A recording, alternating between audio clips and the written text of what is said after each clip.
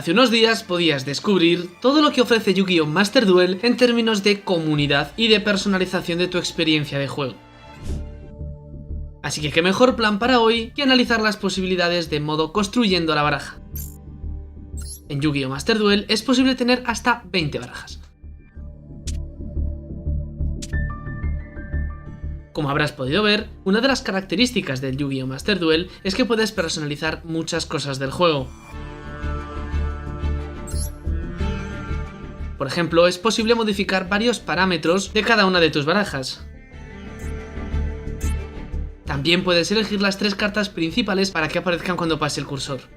Es muy útil, sobre todo cuando tienes varias barajas construidas alrededor de un mismo tipo de baraja. La construcción de la baraja es en sí misma muy intuitiva. Tienes la opción de mostrar solo las cartas que tienes o expandir tu búsqueda a las más de 10.000 cartas de todo el juego. En ambos casos puedes clasificar las cartas en innumerables maneras: tipo de monstruo, nivel, ataque, defensa y muchas más.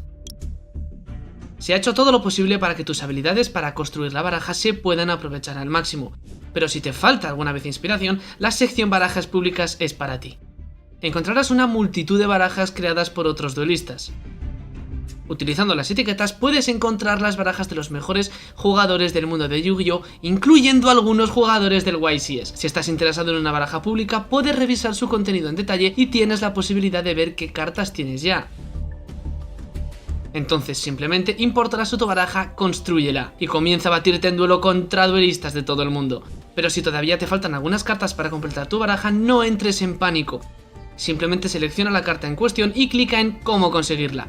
Entonces sabrás qué sobrecoger en tienda para tener la mayor oportunidad de conseguirla. Hay otra manera de conseguir la carta que te falte. Créala usando los puntos de destreza que puedes conseguir en los duelos, misiones o deshaciéndote de cartas que ya tengas muchas copias de ella. Como puedes ver, construir una baraja nunca ha sido más intuitivo, y si eres un duelista experto o principiante buscando inspiración en las barajas de la comunidad, esta herramienta te está esperando. Pero antes te presentamos la interfaz de duelo. Descubriremos en un futuro vídeo nuevas características que harán a todos felices. Así que recuerda conectarte aquí el sábado 15 de enero para descubrir más contenido exclusivo de Yu-Gi-Oh! Master Duel.